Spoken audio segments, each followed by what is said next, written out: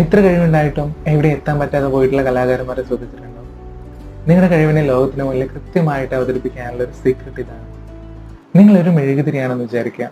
നിങ്ങളുടെ കഴിവിനനുസരിച്ച് നിങ്ങൾ ചുറ്റും പ്രകാശം പരത്തുന്നുണ്ട്. പക്ഷേ അതിന് ചുറ്റും തുടർച്ചയായിട്ട് കാറ്റടിച്ചുകൊണ്ടേയിരിക്കുകയാണ്. അതിൽ നിങ്ങളുടെ പ്രകാശം മങ്ങിക്കൊണ്ടേയിരിക്കുന്നുണ്ടായിരിക്കും. ഒത്തിരി കഴിവുണ്ടായിട്ടും ആരും കാണാതെ പോകുന്ന ഒരു ആർട്ടിസ്റ്റിനെ ഇതുപോലെ തന്നെയല്ലേ? ഒരിക്കലും ഞാനും ഇതുപോലെ തന്നെ ആയിരുന്നു. എനിക്കെല്ലാം ആർട്ടായിരുന്നു.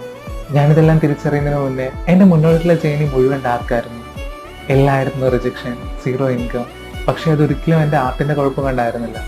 എങ്ങനെയാണ് ഞാനത് ലോകത്തിന് മുന്നിൽ പ്രസന്റ് ചെയ്തിരുന്നത് എന്നതിൻ്റെ പ്രോബ്ലം ആയിരുന്നു. എപ്പോഴാണ് ഞാൻ എൻ്റെ കഴിവുകളെ പ്രൊട്ടക്ട് ചെയ്യാനും അതിനെ ഷോക്കേസ് ചെയ്യാനായിട്ട് ആരംഭിച്ചത്, ആ ഒരു ടൈം മുതൽ ഇറ്റ് ചേഞ്ച് എവറിത്തിങ്. ഒത്തിരി കസ്റ്റമേഴ്സ് എന്നിലോട്ട് വന്നു തുടങ്ങി. ഞാൻ ആഗ്രഹിക്കുന്ന രീതിയിൽ, ഡിസേർവ് ചെയ്യുന്ന രീതിയിൽ ഒരു ഇൻകം ആർട്ടിലൂടെ കൊണ്ടുവരാനായിട്ട് പറ്റി. പിന്നീട് എൻ്റെ ഒരു ഫുൾ ടൈം പ്രൊഫഷനായിട്ട് ആർട്ട് മാറ്റിയെടുക്കാനും പറ്റിയിട്ടുണ്ടായിരുന്നു. നമ്മളെല്ലാവരും നമ്മുടെ കഴിവുകളെ ഷൈൻ ചെയ്യാനായിട്ട് ഡിസേർവ് ചെയ്യുന്നുണ്ട്.